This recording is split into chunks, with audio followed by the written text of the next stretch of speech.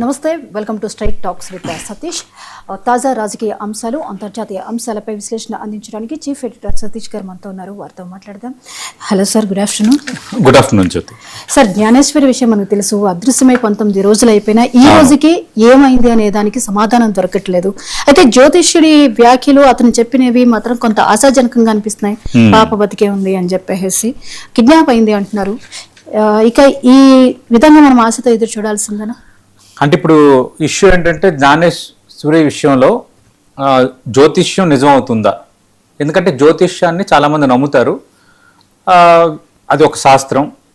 దానికి మన భారతీయ చరిత్ర, మన భారతీయ పురాణాలు, భారతీయ మూలాలు, వీటితో జ్యోతిష్యానికి ఒక అవినాభావ సంబంధం ఉంది. అయితే అందరూ జ్యోతిష్యులు కరెక్ట్గా చెప్తారా అనేది ఇక్కడ మెయిన్ ఇష్యూ.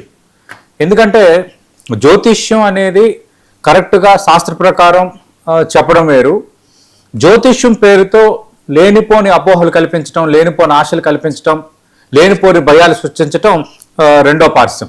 మరి జ్ఞానేశ్వరి విషయంలో ఏం జరుగుతుంది? జ్ఞానేశ్వరి విషయంలో జ్యోతిష్యం నిజం అవుతుందా లేదన్నది ఇప్పుడు మనం మాట్లాడుకోవాలి. ఎందుకంటే జూన్ 6న జ్ఞానేశ్వరి అనే ఒక చిన్న పాప తప్పిపోయిన ఘటన నేపథ్యంలో 19 రోజులు, మీరు అన్నట్టుగా 19 రోజులు ముగిసింది. జ్ఞానేశ్వరి బతుకుందా లేదా కిడ్నాప్ అయిందా అన్న అంశం సంబంధించి ఎవరు ఏమీ తేల్చుకోలేకపోయారు. ఇంట్రెస్టింగ్ ఇష్యూ ఏంటంటే ఎన్డీఆర్ఎఫ్, ఎస్డీఆర్ఎఫ్, ఫారెస్ట్, పోలీసులు ఇలా 4 రకాల బృందాలు నలువైపులా గాలించారు, శోధించారు, కానీ జ్ఞానేశ్వరి జాడ తెలియలేదు. ఇప్పుడు కొత్తగా స్పెసిఫిక్గా హైకోర్టులో ఒక పిటిషన్ దాఖలయ్యటం, ఆంధ్రప్రదేశ్ హైకోర్టు సమగ్ర నివేదిక సమర్పించాలని తుని పోలీసులని ఆదేశించడం, తుని రూరల్ పోలీసుల్ని. ఇప్పుడు పోలీసులు ఏదో ఒకటి చెప్పాల్సిన పరిస్థితి ఇక్కడ వచ్చింది. 19 రోజులైనా చిన్నారి ఆచూకీ ఎందుకు దొరకలేదు అన్న నేపథ్యంలో మనోవేదనతో తల్లి తీవ్ర అనారోగ్యానికి గురైంది. ఆల్రెడీ ఆసుపత్రికి కూడా తరలించారు. అది కూడా మనం చూసాం. అయితే ఇప్పుడు జ్ఞానేశ్వరికి సంబంధించి అంతకు ముందు కూడా ఒక జ్యోతిష్యుడు వచ్చాడు, వాళ్ళ ఇంటి పైన అర్ధరాత్రి నిద్రించాడు. ఆయన ఏదో ఒక జ్యోతిష్యం చెప్పాడు, పాప దొరుకుతుందని చెప్పాడు. మనం చూసాం రంగస్థలం సినిమాలో, ఆ మూల వెళ్ళండి, ఈ మూల వెళ్ళండి అని. అట్లా వాళ్ళని ఏదో కొన్ని ఆశలు కల్పించాడు. ఇప్పుడు లేటెస్ట్గా మరో జ్యోతిష్యుడు వచ్చి ఇక్కడికి 100 కిలోమీటర్ల దూరంలో భద్రంగా ఉందని జ్యోతిష్యం చెప్పాడు. రెండోది తూర్పు దిశగా తీసుకువెళ్లారు, జూలై లేదా సెప్టెంబర్ లోపు ఆచూకీ దొరుకుతుందని చెప్పాడు.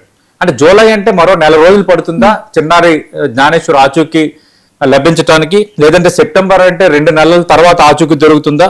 అసలు ఆ జ్యోతిష్యుని మాట నిజం అవుతుందా? పాప సురక్షితంగా ఉన్నందని ప్రశ్నలు ఇప్పుడు తలెత్తుతున్నాయి.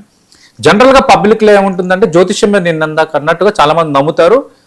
నమ్మడానికి తగ్గ చరిత్రలో అనుకూల అంశాలు కూడా ఉన్నాయి జ్యోతిష్యానికి సంబంధించి. కానీ ఈ జ్యోతిష్యుడు ఎంతవరకు కరెక్ట్, ఈ జ్యోతిష్యుడు చెప్తున్న మాట ఎంతవరకు నిజం అవుతుంది అనేది కొంత అనుమానాస్పదమే. ఎందుకంటే 100 కిలోమీటర్ల దూరంలో ఉందంటే ఎక్కడుంది 100 కిలోమీటర్ల దూరంలో? తుని కరెక్ట్గా మిడ్ స్టేషన్ అనుకుంటే తునికి 100 కిలోమీటర్లు అంటే రాజమండ్రి, ఆ తునికి 100 కిలోమీటర్లు అంటే విశాఖపట్నం, కొంత విశాఖపట్నం సమీప ప్రాంతాలు. తునికి 100 కిలోమీటర్లు దూరం అంటే ఇంకా ఒడిశా బార్డరు.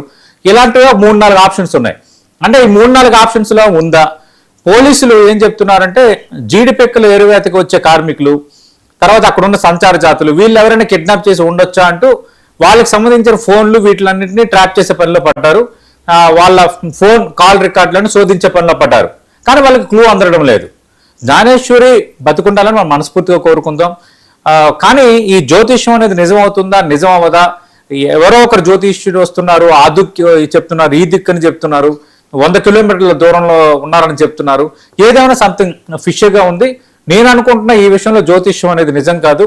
దయచేసి ఇంకా దర్యాప్తు చేసి చిన్నారి ఎక్కడుందో కనుక్కోవటమే ఉత్తమ మార్గం. కానీ ఆ జ్యోతిష్యుడు ఈ జ్యోతిష్యుడు మాటలు విని ఆశలు రేకెత్తించటము, అలా ఉందని ఇలా ఉందని చెప్పడం అనేది కొంత ఫ్యాబ్రికేటెడ్గా కనిపిస్తుంది. Okay sir. ఇప్పుడు గోల్డ్ రేట్స్ బాగా డౌన్ ఫాల్లోకి వెళ్తున్నాయి.